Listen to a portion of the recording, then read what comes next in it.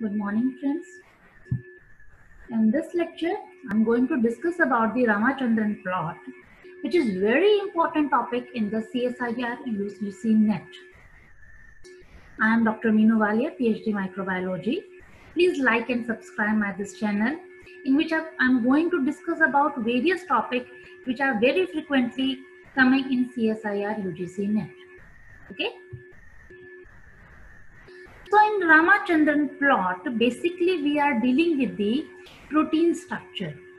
Ramachandran plot जो Ramachandran scientist ने दिया था, उसने मेनली प्रोटीन की स्ट्रक्चर को डिस्कस किया कि प्रोटीन की सेकेंडरी स्ट्रक्चर किस किस टाइप की हो सकती हैं, एनर्जेटिकली कौन सी कंफर्मेशन पॉसिबल है और कौन सी पॉसिबल नहीं है। अब क्योंकि हमने प्रोटीन की स्ट्रक्चर को डिस्कस करना है, तो जो प्रोटीन है, प्रोटीन का जो बेसिक बिल्डिंग ब्लॉक है वो क्या होता है, हमारा अमीनो एसिड होता है। और ये जो हमारी है, ये अमीनो एसिड की बेसिक स्ट्रक्चर है। ये हमारा अल्फा कार्बन है, राइट। और जो कार्बन है, कार्बन की 4 वैलेंसीज होती हैं। इसके पास में ये 4 पोजीशंस हैं जिनके ऊपर डिफरेंट ग्रुप्स आके अटैच हो सकते हैं। तो इसमें से एक पोजीशन पे आपका हाइड्रोजन ग्रुप बैठा हुआ है, दूसरी पोजीशन पे ये R एक साइड चेन है। ये R जो है ये वेरी करती है, यहाँ पे कोई भी साइड चेन हो सकती है, राइट। देन आपका ये अमीनो ग्रुप है। अमीनो ग्रुप किसका बना होता है, नाइट्रोजन एंड 2 हाइड्रोजन मॉलिक्यूल्स के, ठीक है। ऐसे ही कार्बोक्सिल ग्रुप है COOH। तो हमारा जो अमीनो एसिड है उसमें एक कार्बन के ऊपर ये 4 डिफरेंट ग्रुप्स अटैच हैं, hydrogen, amino group and carboxyl group, plus ये साइड चेन। हमारे पास डिफरेंट टाइप्स के अमीनो एसिड्स हैं, ऑलमोस्ट 20 डिफरेंट टाइप के अमीनो एसिड्स होते हैं। उन सब में डिफरेंस क्या है कि ये 3 तो आपके सेम रहते हैं, लेकिन आपका ये जो R साइड चेन है ये आपका वेरी करता है। किसी में हाइड्रोजन होगा, किसी में CH2 होगा, किसी में आपका रिंग स्ट्रक्चर होगा। तो इस तरह से अलग अलग आपकी साइड चेन हो सकती है, ठीक है। अब ये जो अमीनो एसिड्स हैं ये आपस में मिलके बॉन्ड बनाते हैं। एक ये अमीनो एसिड है, ऐसा ही एक अमीनो एसिड और आएगा। अब बॉन्डिंग किसके बीच में होगी, वो बॉन्डिंग किसमें होगी, ये आपका जो NH2 है, एक अमीनो एसिड का NH2 और दूसरे अमीनो एसिड का ये COOH ग्रुप।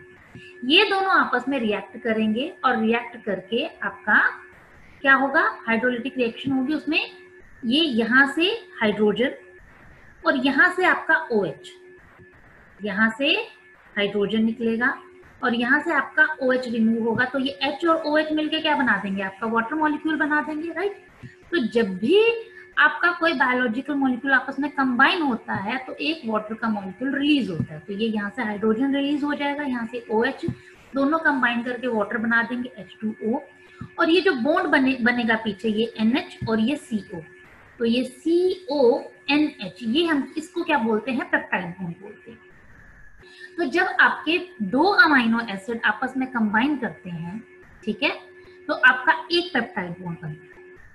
इस तरह से आपकी एक चेन बन जाती है, उसे हम बोलते हैं पेप्टाइड चेन, ठीक है। 2 से ज्यादा अमीनो एसिड आपके कंबाइन करते जाते हैं, एक चेन बन जाती है और हमें ये अमीनो एसिड आपस में कंबाइन करके डिफरेंट टाइप की स्ट्रक्चर्स देते हैं प्रोटीन की। तो हमारे पास 4 तरह की स्ट्रक्चर्स होती हैं प्रोटीन की, primary structure, secondary structure, tertiary structure and quaternary structure. Primary structure बिल्कुल सिंपल स्ट्रक्चर है, ये जो स्ट्रेट आपकी बॉन्डिंग बनेगी आपकी प्राइमरी स्ट्रक्चर होती है। देन आपकी आती है सेकेंडरी स्ट्रक्चर। सेकेंडरी स्ट्रक्चर में क्या होता है, आपका या तो हेलिकल स्ट्रक्चर बनती है जिसे हम अल्फा हेलिक्स बोलते हैं, या आपकी शीट्स बनती हैं जिन्हें हम बीटा शीट्स बोलते हैं। तो ये जो अल्फा हेलिकल स्ट्रक्चर है या बीटा शीट्स बनेंगी, इस सब चीजों को डिस्कस किसने किया, रामाचंद्रन ने एक प्लॉट बनाया, एक ग्राफ बनाया, ठीक है। उसके अंदर उसने क्या किया, ये जो हम अमीनो एसिड डिस्कस करेंगे, इन अमीनो एसिड के अंदर डिफरेंट बॉन्ड्स बनेंगे। अब वो जो डिफरेंट बॉन्ड्स हैं उनको वैल्यू लेकर उसने ये बताया अपने प्लॉट के अंदर कि कौन सी स्ट्रक्चर आपकी कहाँ पर पॉसिबल है, कौन से रीजन में पॉसिबल है, कौन से एंगल्स के बीच में स्ट्रक्चर बनेगी, किसमें आपका अल्फा हेलिक्स बनेगा, किसमें आपका बीटा शीट बनेगी, राइट, और कितने एंगल पे बनेगी। ये सारी चीजें रामाचंद्रन ने डिस्कस की थी, राइट। अब इसमें हमने क्या डिस्कस करना है, अभी मैंने आपको बताया कि ये जो CO और ये NH, ये CONH क्या है हमारा, ये हमारा एक पेप्टाइड बॉन्ड होता है, राइट। ये क्या है हमारा पेप्टाइड बॉन्ड। तो ये जो है हमारा ये वाला सी, ये हमारा पेप्टाइड बॉन्ड है, दिस वन, ठीक है। ये जो बीच में ये जो बॉन्ड है, ठीक है, CONH, इस बॉन्ड को हम किससे रिप्रेजेंट करते हैं, ओमेगा से रिप्रेजेंट करते हैं, क्लियर। अब क्या है कि ये जो है हमारा नाइट्रोजन, नाइट्रोजन, इसके पास में हमारे पास में इलेक्ट्रॉन्स का एक पेयर होता है जिसे हम बोलते हैं लोन पेयर ऑफ इलेक्ट्रॉन। तो ये नाइट्रोजन क्या करता है, उस लोन पेयर को यहाँ पे दे देगा, ठीक है। और ये जो डबल बॉन्ड है फिर ये कहाँ चला जाएगा, ये इलेक्ट्रॉन यहाँ दे देगा, ठीक है। क्या हुआ आपका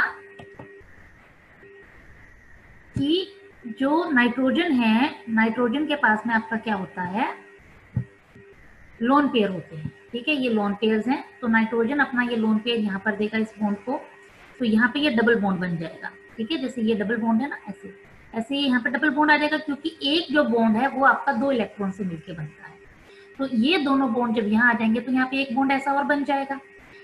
अब ये वाला बॉन्ड क्या होगा, जब यहाँ पे ये डबल बॉन्ड बन गया तो ये जो है इलेक्ट्रॉन ये यहाँ ट्रांसफर हो जाएंगे, ठीक है, ये यहाँ ट्रांसफर हो जाएंगे। तो ये यहाँ पर ये क्योंकि जो डबल बॉन्ड आ गया उसे हम बोलते हैं, उसकी वजह से इसे हम बोलते हैं पार्शियल डबल बॉन्ड करेक्टर, क्योंकि परमानेंट नहीं है ये यहाँ से इधर ट्रांसफर हुआ है, ठीक है, यहाँ से ये वापस यहाँ से यहाँ ट्रांसफर हुआ है, ये यहाँ से यहाँ पे वापस भी ट्रांसफर हो जाएगा, इसलिए हमसे बोलते हैं partial double bond character, right. तो अब इसकी वजह से क्या होगा, सिंगल बॉन्ड है, सिंगल बॉन्ड में 2 इलेक्ट्रॉन बैठे हैं, उनको रोटेट करना इजी होता है। लेकिन जब हमारे पास में डबल बॉन्ड आ गया तो उसको रोटेट करना मुश्किल होता है, इसलिए इसे हम बोलते हैं प्लेनर स्ट्रक्चर। प्लेन में रहती है, उस प्लेन से हम उसको बाहर नहीं निकाल सकते, फिक्स है वहां पर, राइट। तो ये जो हमारी स्ट्रक्चर है, ये जो पेप्टाइड बॉन्ड है, ये तो क्योंकि हम रोटेट नहीं कर सकते क्योंकि इसमें पार्शियल डबल बॉन्ड करेक्टर आ गया, तो फिर हम कौन से बॉन्ड को रोटेट कर सकते हैं। अब हमारे पास में 2 बॉन्ड है, एक तो कौन सा है, ये कार्बन अल्फा है, कार्बन अल्फा ने ये नाइट्रोजन के साथ बॉन्ड बनाया हुआ है, इस बॉन्ड को हम क्या बोलते हैं, फाई बॉन्ड बोलते हैं। कौन सा बॉन्ड बोलते हैं इसको हम, फाई बॉन्ड, क्योंकि ये सिंगल बॉन्ड है तो अब इसको हम रोटेट कर सकते हैं। इसी तरह से ये जो कार्बन अल्फा है, इसने ये कार्बोनाइल ग्रुप, ये जो हमारा कार्बोक्सिलिक एसिड का ग्रुप है, कार्बोनाइल ग्रुप, इसके साथ एक बॉन्ड बनाया हुआ है, इसको हम बोलते हैं साई, एस स कार्बन स। तो इससे आप याद कर सकते हो ये साई बॉन्ड हो गया, राइट।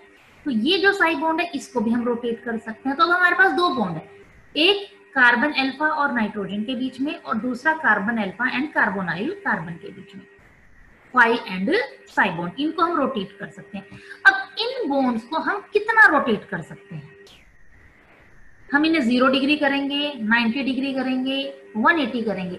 अब वो जो रोटेशन है, उस रोटेशन को कौन अफेक्ट करता है, उन रोटेशन को क्या अफेक्ट करेगा, आपका ये जो आर ग्रुप है, ये जो साइड चेन बैठी है, ये साइड चेन अब आपकी बताएगी कि कितनी रोटेशन पॉसिबल है, कितने एंगल पे जाके हमें स्टेबल कॉन्फ़िगरेशन मिल रहा है।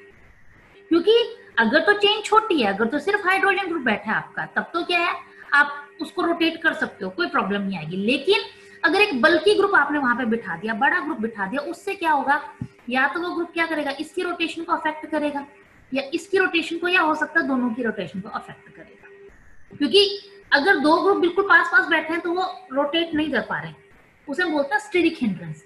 लेकिन अगर वही ग्रुप थोड़े दूर बैठे हैं, ठीक है, या ग्रुप छोटा है, तो क्या होगा, अब वो आपस में टकराएंगे नहीं, उनके बीच में कोई क्लैश नहीं होगा, कोई स्टेरिक हिंड्रेंस नहीं होगा। तो ये चीज किस पर डिपेंड कर रही है, आपका ये जो आर, ये जो साइड चेन बैठा हुआ, ठीक है। ये देखिए आप, तो हमारे पास 2 प्लेन हो गए, एक प्लेन ये हो गया, ठीक है, ये NH हो गया, C डबल बॉन्ड, एक पेप्टाइड बॉन्ड ये यहाँ पर हो गया, ये हमारा अल्फा कार्बन है, एक हमारा ये प्लेन हो गया। तो ये हमारे 2 प्लेन है, और इनके बीच में ये जो एंगल है इसे हम क्या बोलते हैं, डाइहेड्रल एंगल, और यू कैन से टॉर्जिनल एंगल्स। तो ये 2 एंगल कौन से हैं, ये हमारा फाई है, ये नाइट्रोजन और उनके अल्फा कार्बन के बीच में, और ये अल्फा कार्बन एंड कार्बोनाइल के बीच में साई। तो इन बॉन्ड्स की क्या वैल्यू होगी, कितनी रोटेशन पॉसिबल होगी, और उसके बेस पे हमें क्या स्ट्रक्चर मिलेगी, ये सारा रामाचंद्रन ने बताया था। लेकिन कैसे बताया, एक प्लॉट के through. So this is the plot, ये रामाचंद्रन प्लॉट है, राइट। इस रामाचंद्रन प्लॉट के थ्रू उसने बताया कि ये आपका क्या है, एक्स एक्सिस पे उसने ये क्या ले लिया, आपका साई की वैल्यू ले ली, सॉरी फाई की वैल्यू ले ली, और ये वाई एक्सिस पे उसने साई की वैल्यू ले ली। तो ये हम क्या लेते हैं, सेंटर में 0 ले लिया, इधर भी सेंटर में 0 ले लिया, -180 से +180, ये जो रोटेशन है कहां से कहां तक पॉसिबल हो सकती है, हमने ये प्लॉट करके देखा रामाचंद्रन ने कि -180 से लेके +180 तक आप उसको रोटेट कर सकते हो। ठीक है, उसके लिए उसने क्या किया कि वैल्यूज को प्लॉट करके देखा। तो ये जो रीजन नजर आ रहा है आपका, जो ये रेड वाला है, जो रेड वाला है, रेड वाला बोलते हैं energetically most favoured region, most allowed region, कि यहाँ पर सबसे ज्यादा आपकी बॉन्डिंग पॉसिबल है।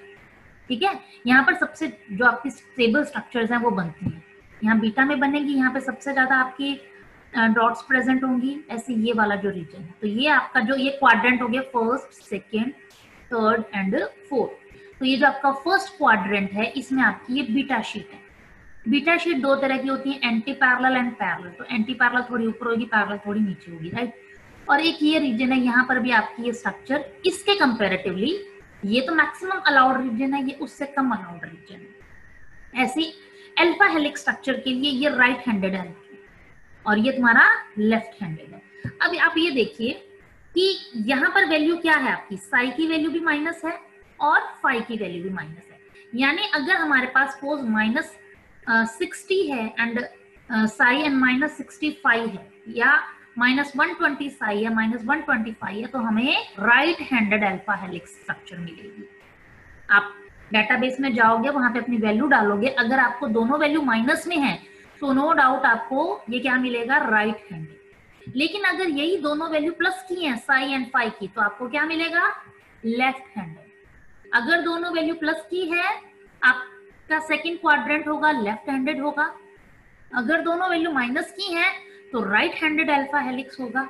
लेकिन एक वैल्यू प्लस है और एक वैल्यू माइनस, अगर साई आपका प्लस है और फाई माइनस है तो आपको बीटा शीट मिलेगी। और बीटा में भी फिर आपकी दो चीजें आ जाती हैं, एंटी पैरेलल एंड पैरेलल।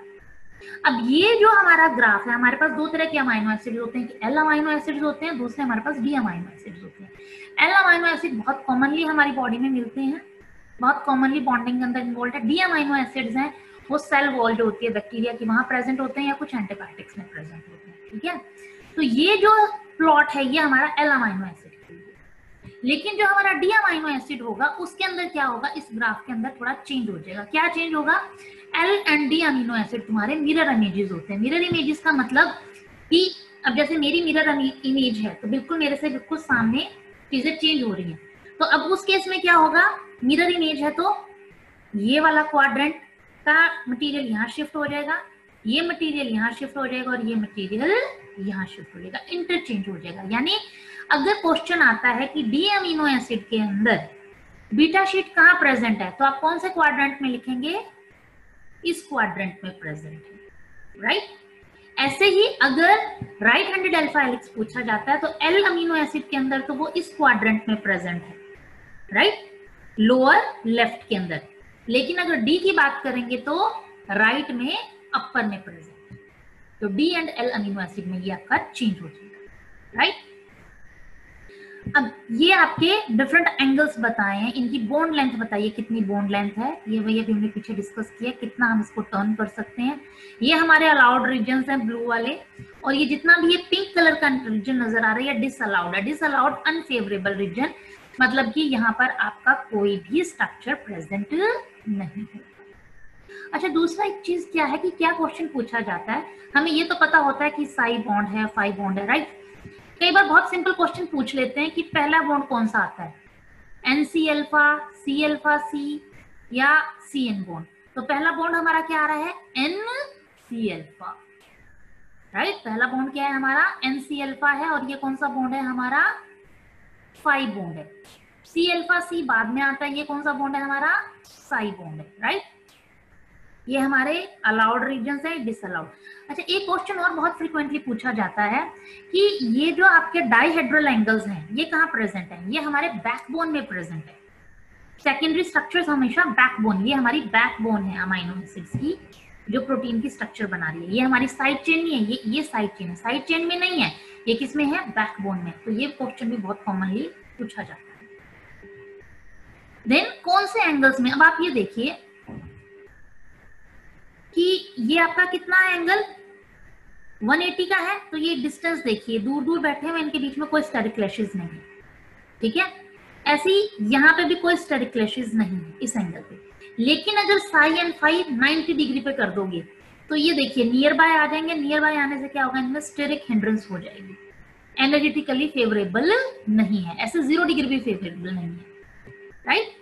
अच्छा एक चीज और क्या होती है, सिस और ट्रांसफॉर्म होती है। सिस में क्या होता है कि दोनों चीजें सेम साइड पे बैठी हैं।